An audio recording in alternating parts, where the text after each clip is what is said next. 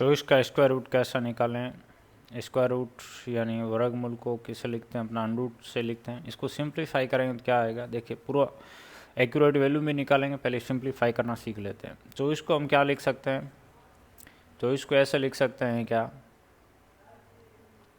4 गुणा 2 गुणा 3। यस। अब आपको मालूम है, ठीक है, क्या मालूम है कि जो 4 है इनका अलग अलग अंडरूट हो जाएगा। जो 4 का अंडरूट है वो कितना होता है ये मालूम है, तो इसको अलग कर दो। 2 गुणा 3 ये तो आपका अंडरूट में ही रहेगा। 4 का अंडरूट कितना होता है? 2, तो इसका क्या आ गया? 2 अंडरूट 6 आ गया। ठीक है, ऐसे इसको सिंप्लीफाई किया जा सकता है। अब हम प्रॉपर तरीका समझ लेते हैं। देखिए एक बार समझना है, इसके बाद जैसे आपको 26, 27 कुछ भी दे दें, सबका वर्गमूल निकाल पाएंगे, क्योंकि आपको तरीका मालूम रहेगा। कौन सा विधि काम में ले रहे हैं? भाग विधि काम में ले रहे हैं। ठीक है, तो 24 के लिए हम एक ऐसी संख्या का चुनाव करेंगे, ये संख्या लेंगे 1 से लेकर 9 तक, कि जिसका खुद के साथ गुणा करने पर आपका 24 से बड़ा ना हो। जैसे उदाहरण के रूप में 4 गुणा 4 लिया, कितना आ रहा है? 16।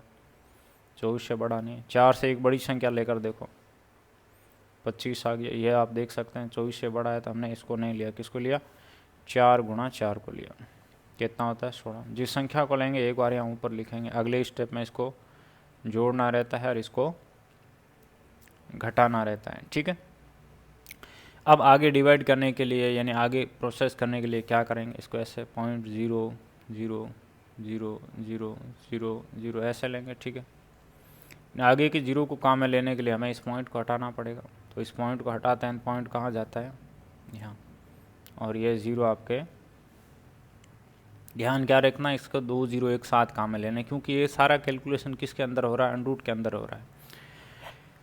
अब देखिए इसके साथ कौन सी संख्या लें, उसका गुणा करें कि इससे बड़ा ना है। जैसे यहाँ पे हमने क्या किया? संख्या लिया, खुद के साथ गुणा किया। ठीक वैसे ही यहाँ इसके साथ संख्या लिखेंगे और उसका गुणा करेंगे। जैसे हमने इसके साथ 8 लिया, 8 का गुणा किया, 8 × 64, 6 किया गया।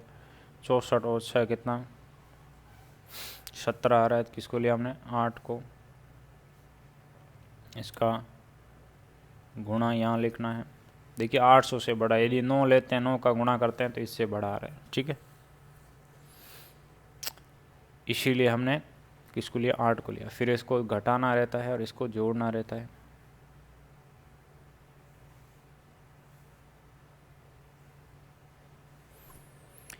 और अब क्या करेंगे? ऊपर से वही 2 0 ले आएंगे। अब इसके साथ जैसे हमने 9 लिया, 9 का गुणा किया, 9 में 81, 8 कैरी चला गया, 54 और 8 कितना? 62, 6 क्रिया आ गया, 81 और 6 कितना? 87। किसको? 9 को लिया और 9 का गुणा किया, जिसको लेंगे एक बार यहाँ ऊपर लिख देंगे। कितना आ रहा है? फिर हमें इसको घटाना है और इसको जोड़ना है। ये ऐसे करके आप समझ सकते हैं कि स्टेप बार बार रिपीट होते जाएंगे और आपका कैलकुलेशन आगे चलता रहेगा। यह जो वैल्यू निकला कितना? 4.89, यह 24 का वर्गमूल है।